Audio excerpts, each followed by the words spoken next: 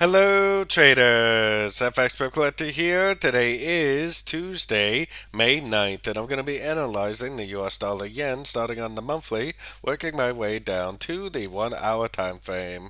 But first, take a look at my new trading course available to all Gold Patreon members. The link for more information about that can be found up here in the corner.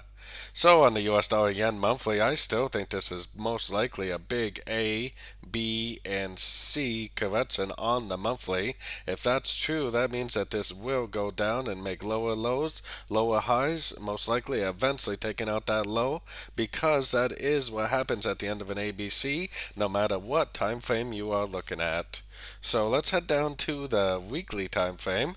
On the weekly time frame is where you can start to see the lower lows, lower highs, which I believe to be a wave 1. I still think that this is possibly going to end up being an ABC correction. We definitely have already made 3 waves up to the 38%, so we do want to keep an eye on this. It may be ending a correction already and already getting ready to continue the downtrend, maybe the end of a wave 2 and the beginning of a wave 3. So let's keep that in mind as we go down to the daily time frame. On the daily time frame, this right here is where I think the wave 1 ends. This looks like a 1, 2, 3, 4, 5 of A. This looks like 3 waves down, probably an A, B, C, a B. And this is probably an uptrend for the C. Now, we did make a big turn down, but as you can see, it never broke any structure to the downside, telling me that we really can't confirm that this wave C really is over, at least until we get a nice clear break to the downside. So we do have to be a little bit cautious, because the fact that it hasn't confirmed that the trend is over tells me that it very easily could actually make another push to the upside. So let's take it down to the 4-hour time frame.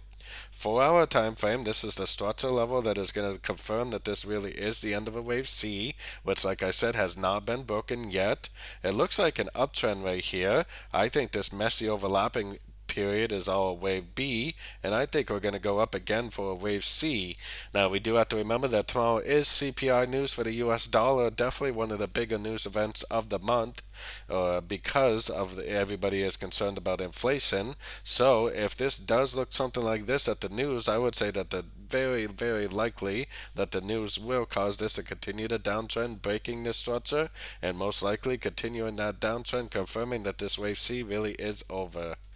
So taking it right down to the 1-hour time frame. 1-hour time frame, it actually seems very clear. This is like a 1, 2, 3, 4, 5 of A. This is one wave down. That's probably an A of B. 1, 2, 3 waves up, that's probably the B of B, and then this little push down is probably the C of wave B. And I do believe that we are going to end up continuing the uptrend, probably for the next 24 hours or so, to make a wave C.